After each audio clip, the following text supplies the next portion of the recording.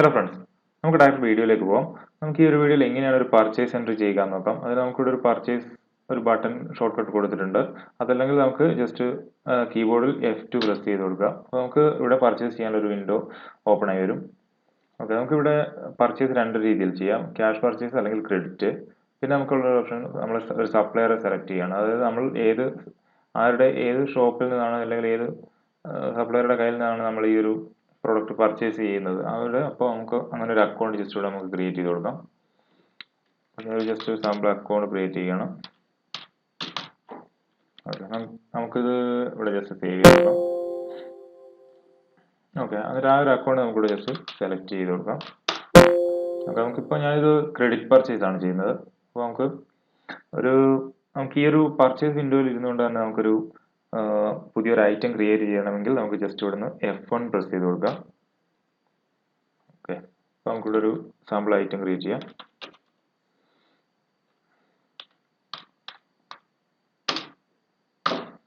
Okay, അതേ group നമുക്ക് select ചെയ്ത് കൊടുക്കാം.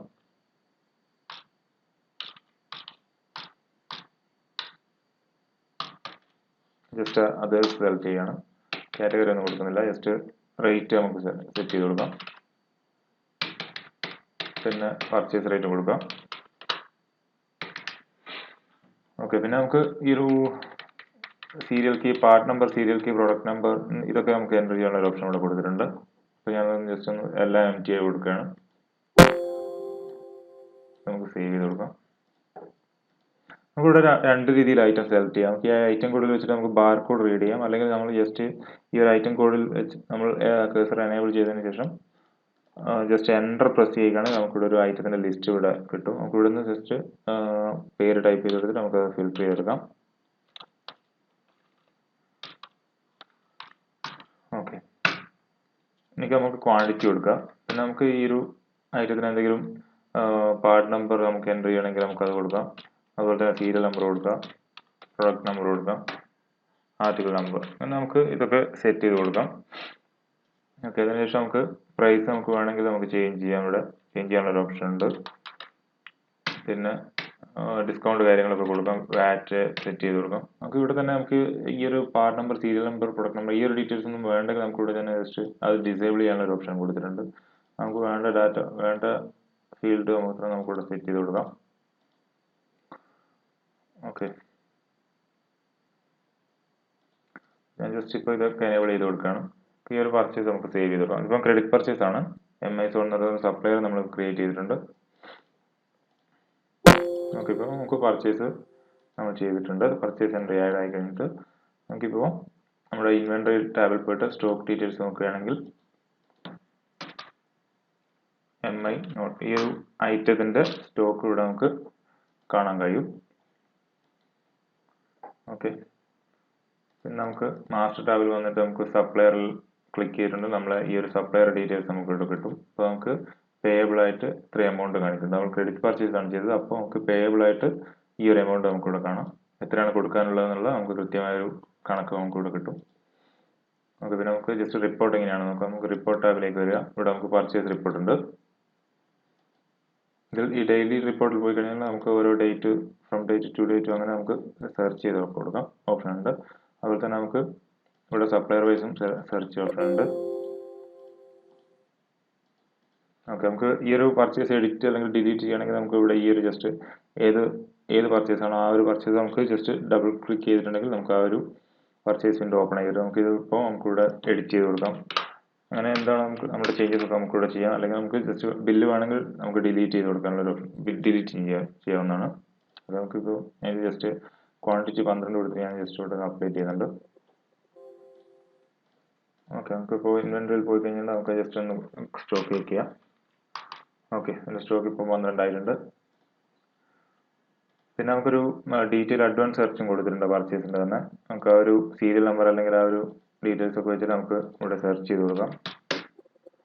ഓക്കെ, അപ്പോൾ ഇങ്ങനെ ഇതിൻ്റെ ഒരു യൂസേജ് എന്താണെന്ന് വെച്ചാൽ നമുക്കൊരു ഈ സീരിയൽ നമ്പർ, അല്ലെങ്കിൽ ഈ ഒരു പാർട്ട് നമ്പർ, പ്രൊഡക്റ്റ് നമ്പർ, ഈ ഏതെങ്കിലും നമ്പർ വെച്ചിട്ട് നമുക്ക് പർച്ചേസ് ചെയ്തിട്ടുണ്ടെങ്കിൽ ആ ഒരു ഐറ്റം നമ്മൾ ഏത് സപ്ലയറുടെ കയ്യിൽ നിന്നാണ് വാങ്ങിയെന്നുള്ളൊരു കൃത്യമായ ഒരു നമുക്ക് റിപ്പോർട്ട് കിട്ടും. അതായത് ഈ ഐറ്റം കസ്റ്റമേഴ്സ് എന്തെങ്കിലും ഡാമേജ് ആയിട്ട് നമുക്ക് ഈ ഒരു ഐറ്റം റിട്ടേൺ വരികയാണെങ്കിൽ നമുക്ക് ഈ പാർട്ട് നമ്പർ അല്ലെങ്കിൽ സീരിയൽ നമ്പർ വെച്ചിട്ട് നമുക്ക് ജസ്റ്റ് സിമ്പിൾ ആയിട്ട് സെർച്ച് ചെയ്തിട്ട് ഈ ഒരു ഐറ്റം നമ്മൾ ഏത് സപ്ലൈയുടെ കയ്യിൽ നിന്നാണ് വാങ്ങിയെന്നുള്ളൊരു ജസ്റ്റ് റിപ്പോർട്ട് കിട്ടും. അതിന് വേണ്ടിയിട്ടാണ് നമുക്ക് ഈ ഒരു അഡ്വാൻസ് സെർച്ച് കൊടുത്തിരിക്കുന്നത്.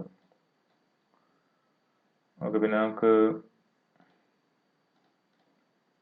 ജസ്റ്റ് സെയിൽ ചെയ്ത് നോക്കാം.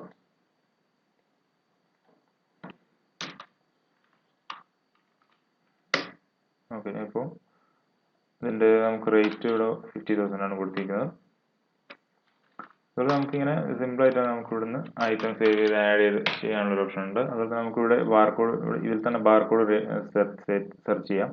പിന്നെ അല്ലെങ്കിൽ നമുക്കിവിടെ ഈ ഒരു ഐറ്റം കോഡിൽ വന്നിട്ട് ഇവിടെ നമുക്ക് ഒരു ഐറ്റത്തിൻ്റെ ഫുൾ റിപ്പോർട്ട് സ്റ്റോക്കും കാര്യങ്ങളൊക്കെ നമുക്കിവിടെ കാണാൻ പറ്റും. സ്റ്റോക്ക് കോസ്റ്റും കാര്യങ്ങളൊക്കെ കാണാം. അങ്ങനെ ഈ ഒരു കുറച്ച് അഡ്വാൻസ്ഡ് ആയിട്ട് നമുക്കിവിടെ സെർച്ച് ചെയ്യാനുള്ള ഒരു ഓപ്ഷൻ കൊടുത്തിട്ടുണ്ട്.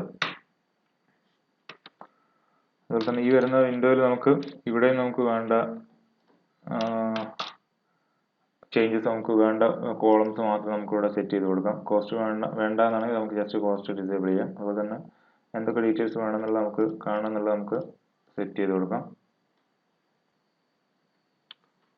ഓക്കെ, പിന്നെ നമുക്കൊരു ഐറ്റം ഡിലീറ്റ് ചെയ്യണമെങ്കിൽ നമുക്ക് നമുക്ക് ഏത് ഐറ്റം ആണോ ആ ഐറ്റത്തിൽ ജസ്റ്റ് എനേബിൾ ചെയ്തതിന് ശേഷം നമുക്ക് ജസ്റ്റ് ഡിലീറ്റ് കീ പ്രസ് ചെയ്തിട്ടുണ്ടെങ്കിൽ നമുക്ക് ആ ഒരു ഐറ്റം ഡിലീറ്റ് ചെയ്യാം.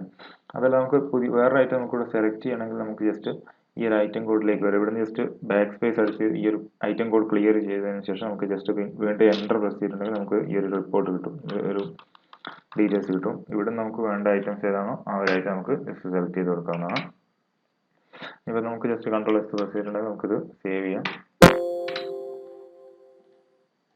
ഓക്കെ, ഇപ്പോൾ നമുക്ക് ജസ്റ്റ് സ്റ്റോക്ക് ഡീറ്റെയിൽസ് നമ്മൾ ചെക്ക് ചെയ്ത് കൊടുക്കാം.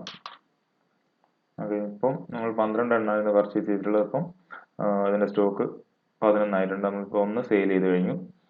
അപ്പം ഈ ഒരു രീതിയിൽ നമുക്ക് പർച്ചേസ് ചെയ്ത് നമുക്ക് ഷോപ്പിലേക്ക് നമുക്ക് സ്റ്റോക്ക് ആഡ് ചെയ്യാവുന്നതാണ്. അപ്പോൾ ഈ ഒരു വീഡിയോയിൽ ഇത്രയേ ഉള്ളൂ. Thanks for watching.